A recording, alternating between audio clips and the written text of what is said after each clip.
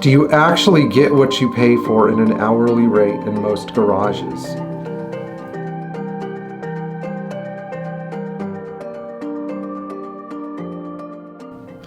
This is a topic that should be of interest to anybody that has a car that is out of warranty. And doesn't matter whether it's a domestic car like a GMC truck or a Ford Fusion or a Toyota that you're getting serviced at your local Midas, or a Mercedes that you're getting serviced at a Classic Mercedes shop. It's a video that I really want to make because I feel so strongly about this particular topic. This particular topic involves charging the actual amount of hours that you work versus the amount that was quoted on the invoice. But instead of looking at the situation from my perspective, we're going to look at the perspective of the typical consumer and what they might be encountering.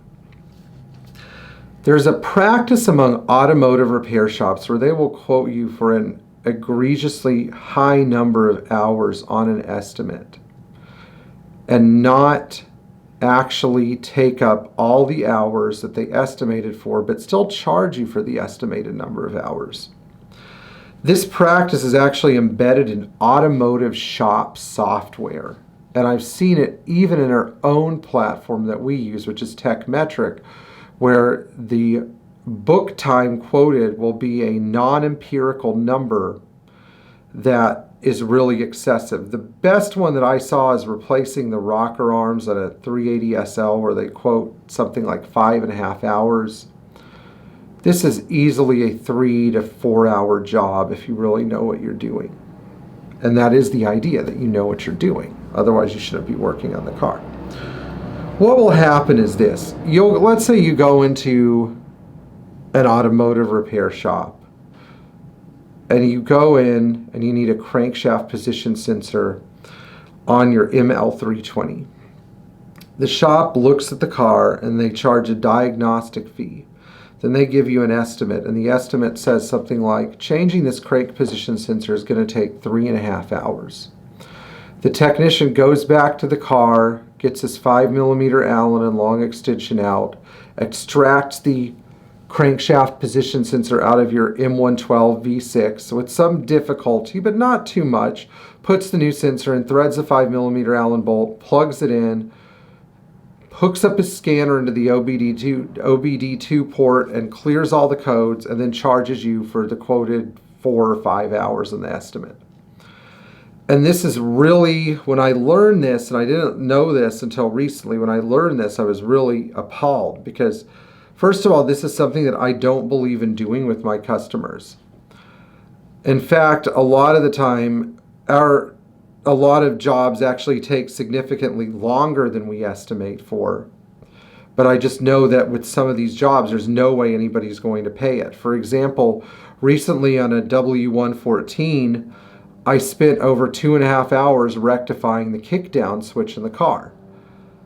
I'm not going to get paid 2.5 hours to get a used kickdown switch to work. I'm just not. It's part of the fun, as they say, which is one of the reasons why I had to raise my hourly rate. But a lot of shops have high hourly rates that are comparable or greater than mine. You know, they'll charge $180 an hour or $165 an hour, and you're actually getting billed for labor hours that you don't receive. Another example, a friend of mine recently took her Jeep in to get repaired. And they charged her at the Jeep dealership something like $2,200 to change one brake caliper and flush the braking system. And even with an hourly rate of $300 an hour, I don't see how a brake caliper would cost more than $1,000, especially a mass-produced piece of junk like something that would go in a Wrangler. And I don't understand how labor on a car that is designed to be assembled on an assembly line in 4 to 5 hours would take more than an hour on a given caliper. And that's when I prompted myself to do some research.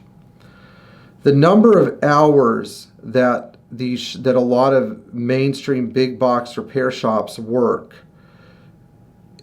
on the actual cars versus what they charge for is almost never congruent. But as long as the customer signs the estimate, they're powerless.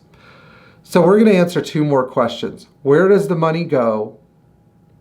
And what recourse do you have, or what should you do to prepare for this sort of scenario? I can answer the question about where the money goes. A lot of repair shop owners are really well off.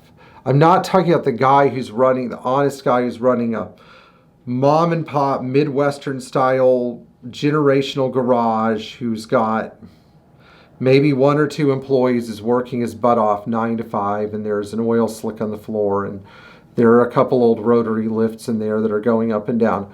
I'm talking about these really fancy looking nice shops where you're just like, how did they pay for that? Well, that's how they paid for it, with lots and lots of labor that you paid for but didn't get. And what we see a lot of the time with shops like this is that the money either goes back into the business, sort of like a money laundering scheme, but it also goes into the owner's pockets. And I know a lot of guys who have shops like this, where they have these new Prevost motorhomes, and they live in a $1.2 million house, and they've got an attorney on retainer because they're always getting sued. And they spend more money on shop insurance than they do making sure that their employees have, paid time off, because they know that they are just one or two fake invoices away from getting called out for their nonsense. But a lot of these shops actually pay SEO optimizers to filter out any garbage about them. But that's why when you drive past some of these really huge shops, you see that they're making the money, printing the money, because the money's not made actually fixing the car. It's made just by the desperation of the customer. And a lot of shops that work on modern Mercedes do this. That's sort of how they pay for their vacations and their motorhomes and their wife's breast implants and stuff like that. Now, what can you do? The basic question you can ask is this: how many hours are you actually going to work on my car? And if you work on my car longer than this number of hours, are you going to charge me for those hours that are on the estimate? Are you going to do that? The person answers that they are. You need to get it in writing. And you should do your own research. You can't just be ignorant. If you're getting an alternator replaced on your C230, you need to see what Mercedes charges. Just call them up. Sometimes the dealership is held to these things called flat rate times, and that's why the labor rate, by the way, at so many Mercedes dealerships is so expensive, because they have to work according to flat rate. Flat rate means you get paid for a job, not the number of hours you put in. Now, I do not flat rate my employees because I want the work to get done right. Okay, so if you're thinking about bringing a car here, remember that I tell my employees, spend as much time as you need to do the job right, but don't quote me for a minute more than you actually spend on the car. Try not to quote me for a minute less too, but that works out to your favor, not mine. That's why I'm not getting rich in this business, because I actually charge the number of hours that things take or less. People see like a $30,000 estimate and they still balk. Well, just remember that for that $30,000 estimate, we're spending months and months and months, hours and hours and hours, weeks and weeks and weeks in your car trying to get every little detail right. Now, I hope you guys found this video informative. I hope you use it to protect yourself. Please like, share, and subscribe. Tap the bell for notifications. And for more great content about Mercedes service, come to this channel. Thanks.